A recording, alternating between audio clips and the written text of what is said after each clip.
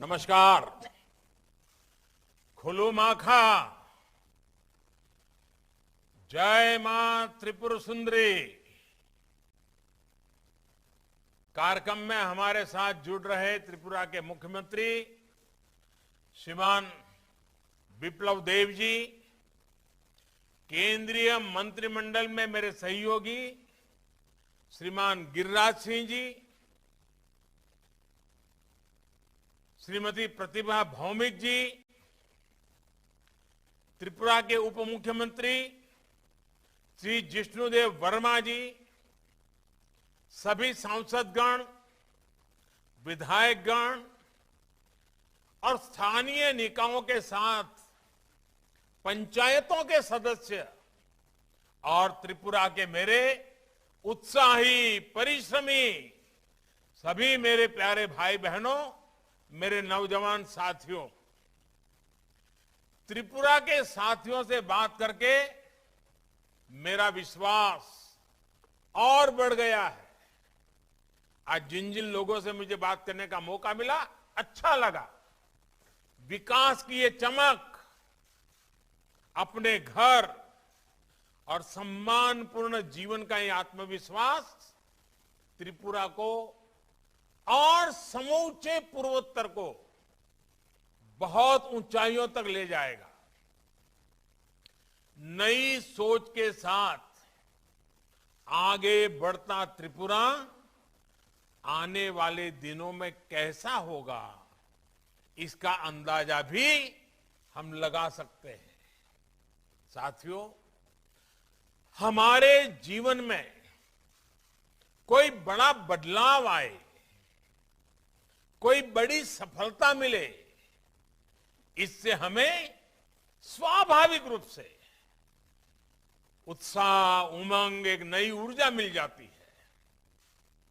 लेकिन ये सफलता उम्मीद की नई किरण अगर लंबे इंतजार के बाद प्रकट हो, जिंदगी भर अंधेरा ही अंधेरा, अंधेरा ही अंधेरा, और उसमें एक किरण नजर आ जाए तो उसकी चमक कई गुना ज्यादा होती है। जब से बिप्लब देव जी की सरकार बनी है, जब से दिल्ली में हमें और बिप्लब जी को साथ में काम करने का मौका मिला है, लगातार ये चमक बढ़ती चली जा रही है। आज हमारा त्रिपुरा और समूचा पूर्वोत्तर ऐसे ही बदलाव का साक्षी बन रहा है। आज प्रधानमंत्री आवास योजना के तहत दी गई पहली किस्त ने त्रिपुरा के सपनों को भी नया हौसला दिया है। मैं पहली किस्त का लाभ पाने वाले करीब करीब 1.5 लाख परिवारों को, सभी त्रिपुरा वासियों को हृदय से बधाई देता हूं। मैं मुख्यमंत्री बिप्लब देव जी और उनकी सरकार का भी अभिनंदन करता हूं तो उन्होंने इतने कम समय में सरकारी कल्चर को, पुराने काम करने के ढंग को, पुराने रवैये को बदला है। जिस युवा जोश के साथ बिप्लब देव जी की काम कर रहे हैं, वही युवा जोश, वही ऊर्जा पूरे त्रिपुरा में दिखाई दे रही है। साथियों, मुझे याद है 4-5 साल पहले तक लोग कहते थे कि त्रिपुरा में दशकों से एक ही सिस्टम चल रहा है, यहां बदलाव संभव ही नहीं है। लेकिन जब त्रिपुरा ने बदलाव करने की ठानी तो त्रिपुरा का विकास रोकने वाली पुरानी सोच को पूरी तरह बदल डाला। अब त्रिपुरा को गरीब बनाए रखने वाली, त्रिपुरा के लोगों को सुख सुविधाओं से दूर रखने वाली उस सोच की त्रिपुरा में कोई जगह नहीं है। अब यहां डबल इंजन की सरकार पूरी ताकत से, पूरी ईमानदारी से राज्य के विकास में जुटी है। अब अगरतला और दिल्ली दोनों एक साथ मिलकर त्रिपुरा के विकास के लिए नीतियां बनाते हैं, मेहनत करते हैं और परिणाम लेकर आते हैं। आप देखिए, बीते 4 वर्षों में त्रिपुरा के गांवों में करीब 50,000 परिवारों को पीएम आवास योजना के तहत पक्के घर बनाकर दिए जा चुके हैं। अब करीब 1,60,000 नए घरों की स्वीकृति दी गई है। एक साथ, एक ही बार में जो घर स्वीकृत हुए, उनमें से करीब 1.5 लाख परिवारों को आज पहली किस्त भी जारी हो गई है, और वो भी एक साथ, एक ही बार में, एक बटन दबा करके। त्रिपुरा का ये मिजाज, त्रिपुरा की ये स्पीड कोरोना के खिलाफ हमारी लड़ाई में भी देखने को मिली।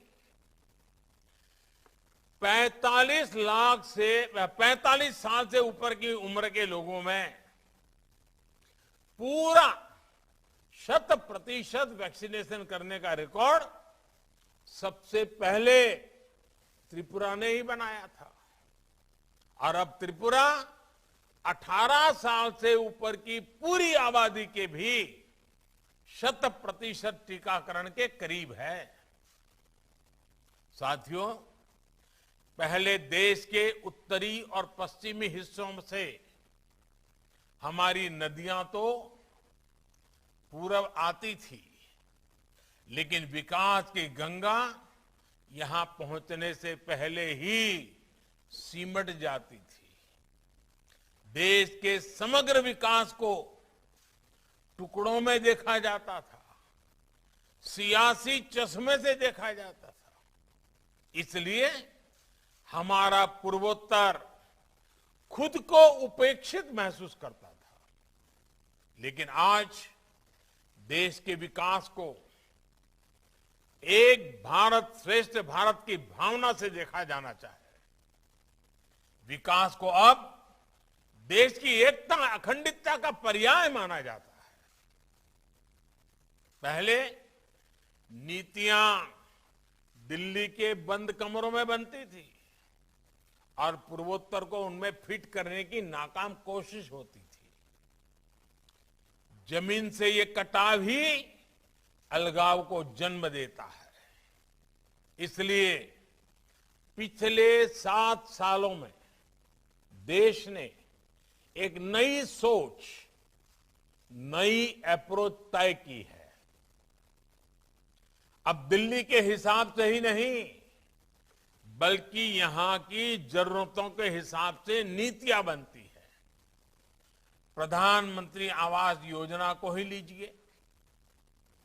पक्के मकान को लेकर कुछ नियम त्रिपुरा के लाखों परिवारों के सामने बाधा बन रहे थे, लेकिन सरकार ने त्रिपुरा की भौगोलिक परिस्थितियों को समझा, उसके हिसाब से नियम बदले, आवश्यक नीतियां बनाई, और उसके कारण आज हजारों नए परिवारों को इस योजना का लाभ मिल रहा है।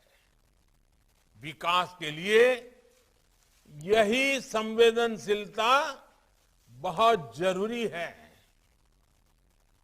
इतना ही नहीं, हमने इस और भी ध्यान दिया कि यहां के वातावरण और रहन सहन के हिसाब से घर कैसे होने चाहिए।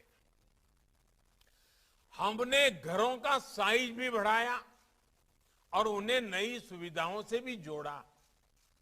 साथियों, पीएम आवास योजना की जो एक बहुत बड़ी ताकत है, उसके बारे में मैं देश को बार बार बताता हूं।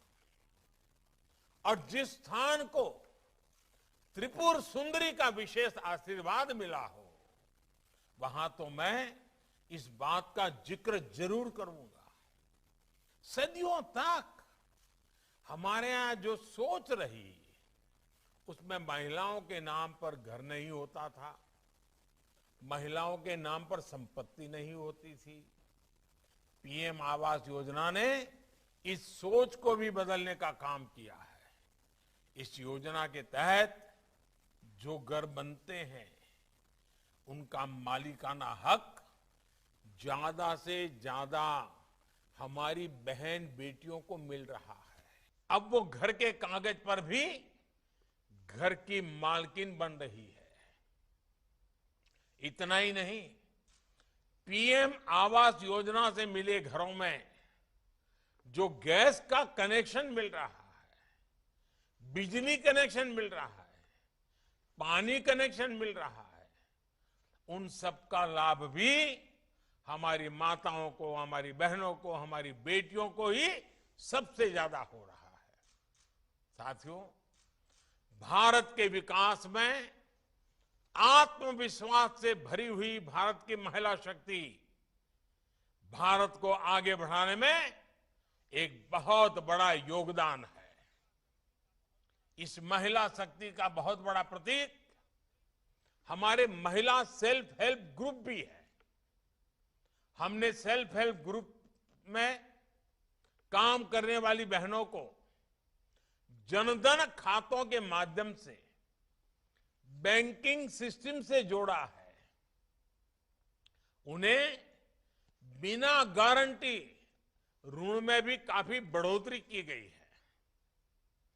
हर सेल्फ हेल्प ग्रुप को पहले जहां 10 लाख रुपए तक का बिना गारंटी का ऋण मिलता था, अब ये राशि बढ़ाकर 2 गुनी यानी 20 लाख कर दी गई है। मुझे खुशी है कि त्रिपुरा सरकार की भी महिलाओं को सशक्त करने में पूरी शक्ति से काम करने की उनकी नीतियां रही है। यहां पहले जो सरकार थी, विप्लव देव जी के आने के पहले की बात कर रहा हूं, उसके 5 साल में त्रिपुरा में सिर्फ 4000 महिला सेल्फ हेल्प ग्रुप बने थे, जबकि यहां 2018 में डबल इंजन की सरकार बनने के बाद 26,000 से ज्यादा नए महिला सेल्फ हेल्प ग्रुप बने हैं। इनसे जो महिलाएं जुड़ी हैं, एग्रीकल्चर प्रोडक्ट्स बना रही हैं, बैम्बू से जुड़े प्रोडक्ट बना रही हैं, हथकरघा के काम में जुटी है। त्रिपुरा सरकार इन्हें आर्थिक मदद दे रही है, इन्हें निरंतर सशक्त कर रही है।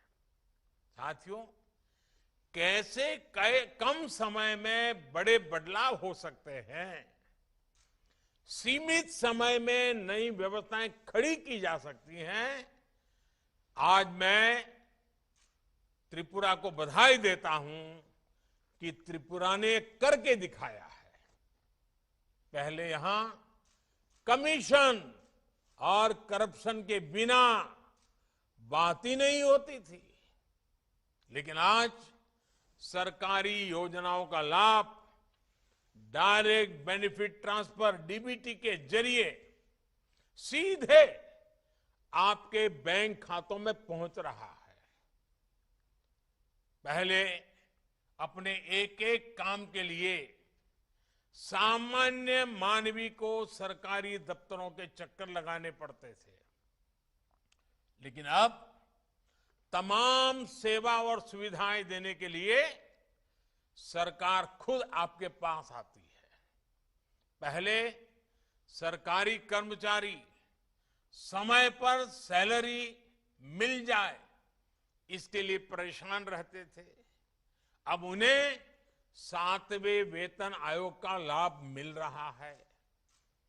पहले यहां किसानों को अपनी फसल बेचने के लिए परेशान होना पड़ता था, लेकिन अब त्रिपुरा में पहली बार किसानों से एमएसपी पर फसल की खरीदी की गई है। यही त्रिपुरा, यही लोग, यही सामर्थ्य, लेकिन पहले स्ट्राइक कल्चर के कारण इंडस्ट्री यहां आने से डरती थी। वहीं अब त्रिपुरा का निर्यात करीब 5 गुना बढ़ गया है। साथियों, त्रिपुरा में डबल इंजन की सरकार से जिन्हें लाभ हो रहा है, उनमें से अधिकांश गरीब, दलित, पिछड़े और विशेषकर हमारे आदिवासी समाज के भाई बहन हैं। हमारा पूर्वोत्तर तो देश की सबसे पुरानी और समृद्ध आदिवासी संस्कृतियों का भी केंद्र है। आजादी के इतिहास में हमारे पूर्वोत्तर के आदिवासी सेनानियों ने और देश के भी हमारे आदिवासी सेनानियों ने देश के लिए अपना बलिदान दिया है। इस परंपरा को सम्मान देने के लिए, इस विरासत को आगे बढ़ाने के लिए देश लगातार काम कर रहा है। इसी कड़ी में आजादी के अमृत महोत्सव के दौरान देश ने एक बहुत बड़ा फैसला लिया है। देश अब 15 नवंबर को 15 नवंबर को हर साल भगवान बिरसा मुंडा की जन्म जयंती को जनजातीय गौरव दिवस के रूप में मनाया जाएगा। यानी कल जो 15 नवंबर आ रही है, कल का दिन पूरे हिंदुस्तान के हर कोने में जनजातीय गौरव दिवस के रूप में मनाया जाएगा और हमेशा के लिए ये जनजातीय गौरव दिवस होगा। ये दिन केवल हमारी आदिवासी विरासत को नमन करने का दिन होगा, बल्कि एक समृद्ध समाज के लिए देश के संकल्प का प्रतीक भी बनेगा। और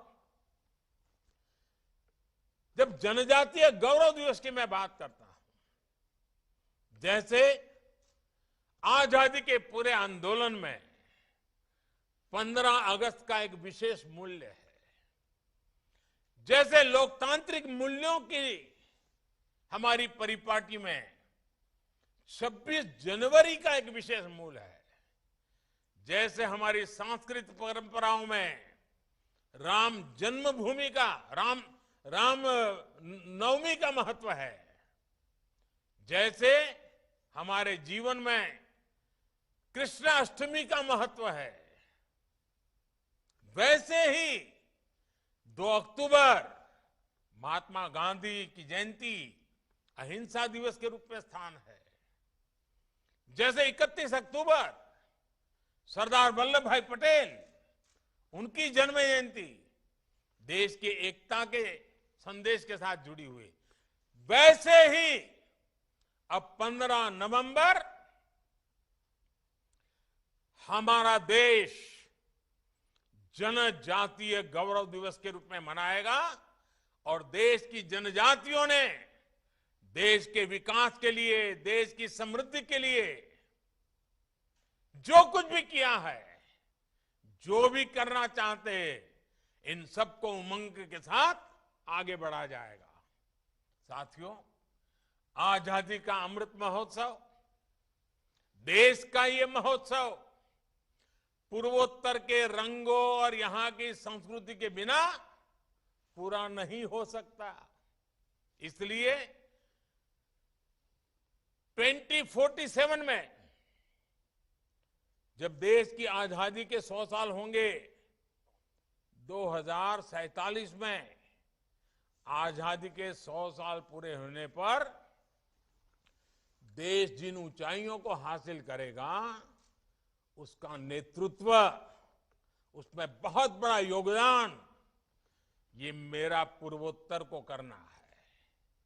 आज पूर्वोत्तर में विकास को हर दिशा में, हर आयाम में गति दी जा रही है। यहां प्रकृति और पर्यटन से जुड़ी इतनी अपार संभावनाएं हैं। दक्षिण एशिया से भारत को जोड़ने के रास्ते हैं। व्यापार के अपार अवसर है। ये सब संभावनाएं साकार तक होगी जब जहां आधुनिक इंफ्रास्ट्रक्चर होगा, बेहतर कनेक्टिविटी होगी। पिछले दशकों में इस दिशा में जो कमी रह गई, उसे आज तेजी से पूरा किया जा रहा है। आज पूर्वोत्तर में रेल कनेक्टिविटी बन रही है, नए रेल मार्ग बन रहे हैं। इसी तरह जिन इलाकों को पहले दुर्गम समझकर छोड़ दिया जाता था, वहां नए नए हाईवेज बन रहे हैं, चौड़ी सड़कें बन रही हैं, पुल बनाए जा रहे हैं। यहां त्रिपुरा में भी नई रेल लाइनों के लिए, नए नेशनल हाईवेज के लिए काफी काम हुआ है। ये आधुनिक इंफ्रास्ट्रक्चर आने वाले सालों में पूर्वोत्तर की पहचान को, यहां की प्रगति को नए सिरे से गढ़ेगा। मुझे पूरा भरोसा है कि हमारे ये संकल्प, पूर्वोत्तर में आ रहे ये बदलाव निकट भविष्य में देश को एक नई ऊंचाई पर लेकर जाएंगे। फिर एक बार इतने बड़े महत्वपूर्ण काम, छोटे से राज्य में इतनी बड़ी महत्वपूर्ण छलांग मुझे भी गर्व देती है, आनंद देती है। आप सब लाभार्थियों को, त्रिपुरा के नागरिकों को, पूर्वोत्तर के सभी मेरे प्यारे भाइयों बहनों को अनेक अनेक शुभकामनाएं देता हूं। आप सबको हृदय से बहुत बहुत बधाई देता हूं। बहुत बहुत धन्यवाद।